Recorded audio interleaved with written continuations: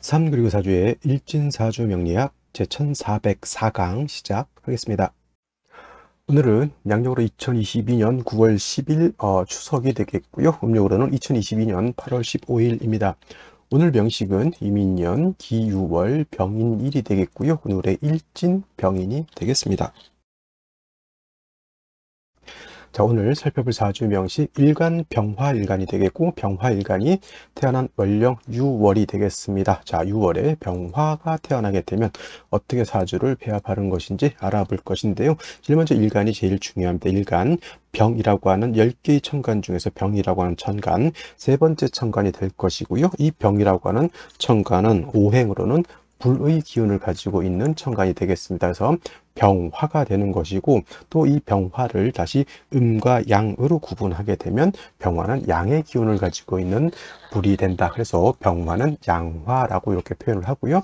내일 공부하게 되는 정화라고 하는 것도 있습니다. 정화 똑같은 불의 기운을 가지고 있는 글자가 되겠습니다. 정화는 병화 다음으로 나오는 네 번째 천간이면서 병화하고 차이가 있다면 얘는 음의 기운을 가지고 있는 화가 바로 정화가 되는 거죠. 그래서 음과 양의 차이가 이렇게 발생을 하게 되죠. 똑같은 불이라고 하더라도 병화는 양의 기운, 그 다음에 정화는 음의 기운을 가지고 있는데, 양은 사람으로 치면 남자 같은 그런 기질을 말하는 것이고요. 음이라고 하는 것은 사람으로 치면 이제 여자와 같은 기질을 가지고 있는 것이다. 그래서 양은 음보다 강하고요. 음은 양보다 강하지 못하겠죠. 양이 음보다 밝고요. 음은 양보다 밝지 못할 겁니다. 그래서 두 가지 불이 있을 때 강한 것은 양이 되는 것이고 약한 것은 음이 되는 것입니다. 그래서 양화인 병화라고 하는 것은 음화인 정화보다 강하다. 그래서 이를 갖다가 이제 물상, 우리가 눈으로 현상으로 볼 수 있는 물상으로 표현하게 되면 병화는 태양과 같다라고 해서 태양지화에 많이 비유를 하고요. 그 다음에 정화라고 하는 것은 등촉지화라고 해서 등촉지화라고 해서 모닥불 같은 거라든가 특히 촛불 같은 것에 비유를 많이 하게 됩니다. 그래서 같은 불이라 하더라도 병화인 태양지화는 음화인 등촉지화에 비해서 더 밝고 강렬한 열기를 가지고 있는 그런 특징을 가지고 있습니다. 그래서 병화라고 하는 것, 정화라고 하는 것, 화라고 하는 것은 너무 뜨거워지면 치열해지겠죠. 치열. 모든 것이 화가 너무 왕해지게 되면 말라버리거나 모든 것이 불에 의해서 소실이 될 수밖에 없겠죠. 그래서 화라고 하는 것은 병화든 정화든 간에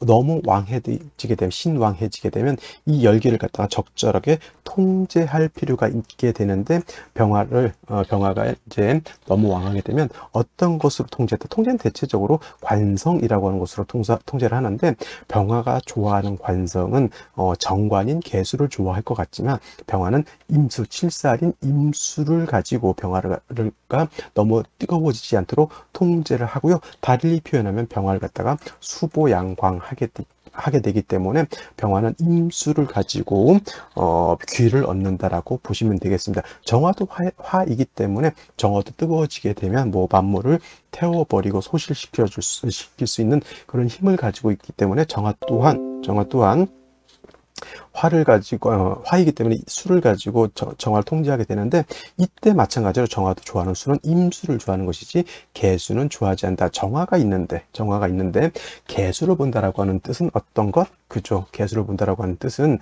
하늘에서 비가 내린다라고 하는 것으로서 정화를 자칫하면 꺼트릴 수가 있기 때문에 정화든 병화든 관성을 쓸 때는 양화인 임수를 쓰는 것이 바람직하고요. 병화든 정화든 신약 일간이 약한 경우에는 약한 화를 갖다가 생조해 줄 수 있는 인성을 필요로 하는데, 이때는 정인이다 편인이다 이것보다는 양목인 간목을 얻어야지만 병화든 정화든 생조해 줘서 화의 기운을 꺼트리지 않을 수 있다라고 하는 것. 또 한 가지 병화든 정화든 중요한 것은 뭐냐면 회광이라고 하는 말이 있어요. 회기 무광이라고 해서, 화는 뭐냐면 빛을 가리는 것을 가장 싫어합니다. 예를 들면은 태양이 떠 있는데 먹구름이 이렇게 있게 되면은 그 태양빛을 가리게 되죠. 태양이 존재하는 이유는 뭐예요? 세상을 밝게 비춰주는 역할을 하는 것이 병화든 정화든 화의 역할인데, 먹구름이 껴서 태양빛을 가리게 되면 세상이 어두워질 수밖에 없겠죠. 그래서 병화든 정화든 뭘 보는 것을 좋아하지 않다?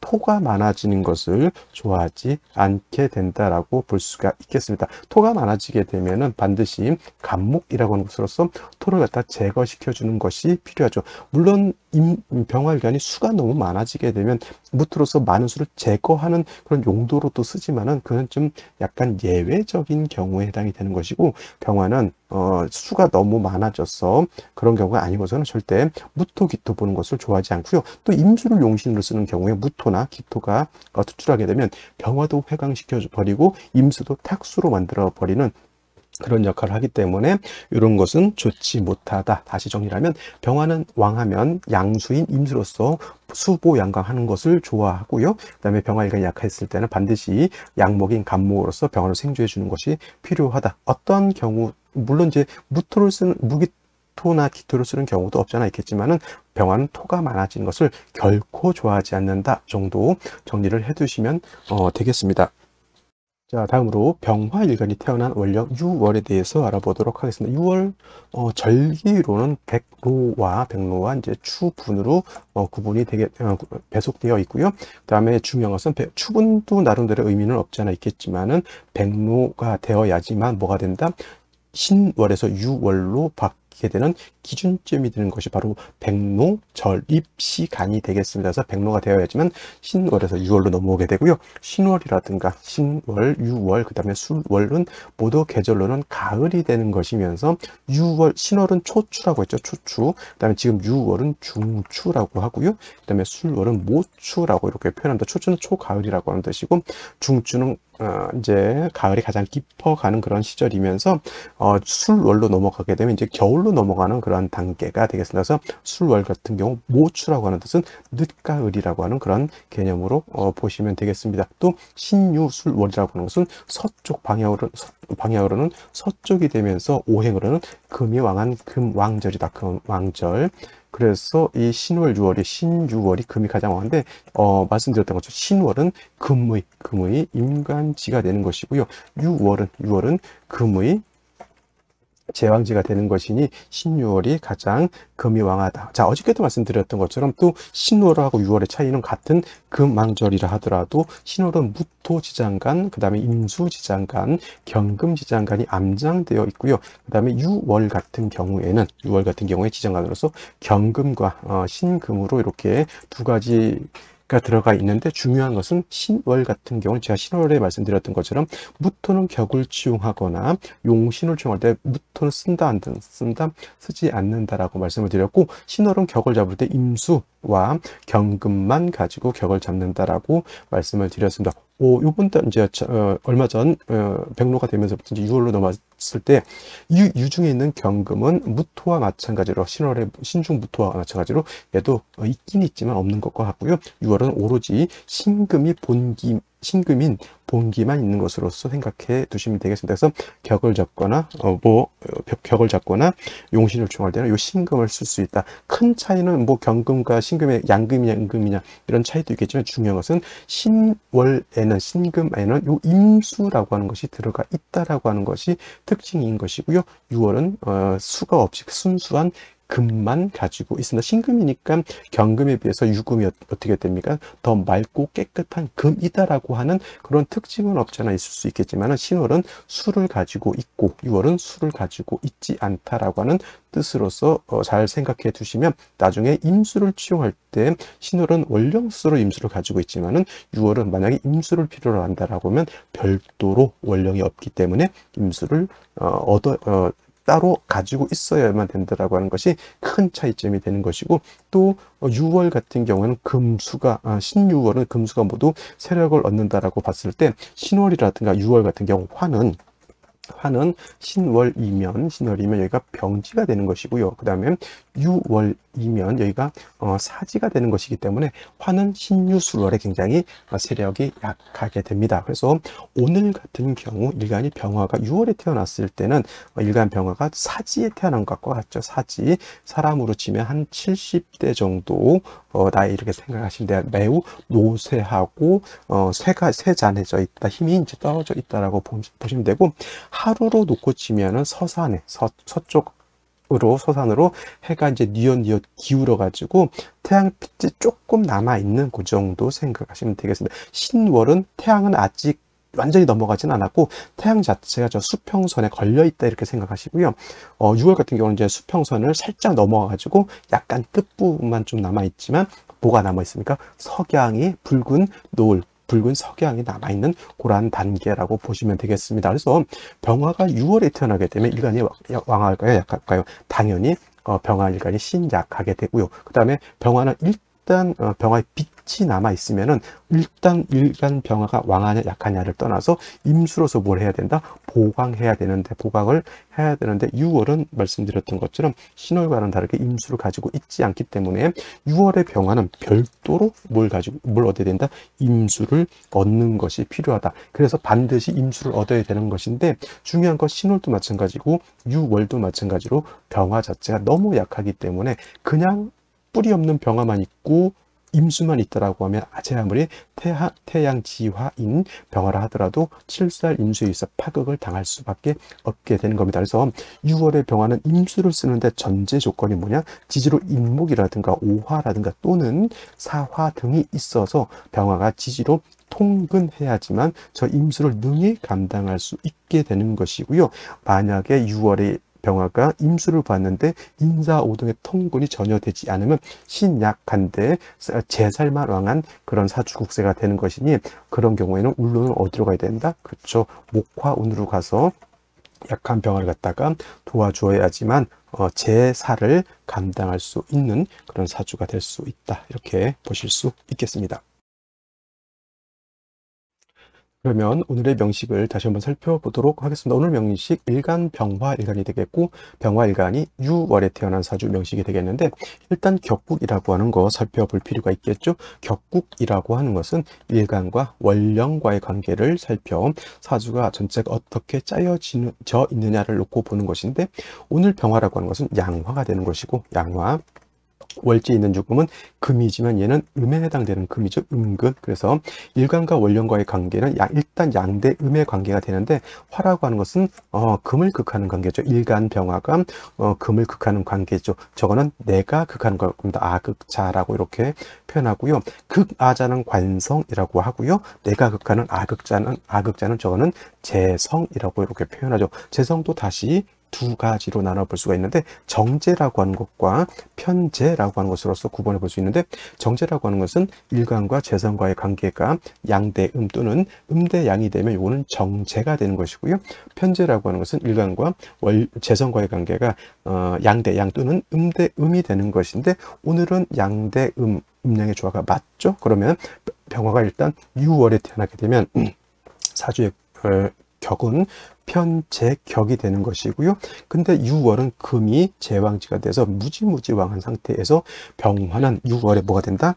여기가 사지가 되기 때문에 일간은 약하고 신약하고 재성은 왕한 그런 사주가 된다. 그래서 6월의 병화는 신약 제왕하다 또는 제다신 약한 그런 국세가 되는 것이니 중요한 건 일간 해서 많은 재정을 감당할 수 없으니 반드시 인성이라든가 비견, 겁재가 있어서 병화를 갖다가 뭘 해줘야 된다? 생조 또는 방조. 생조는 인성으로 하는 것이고요.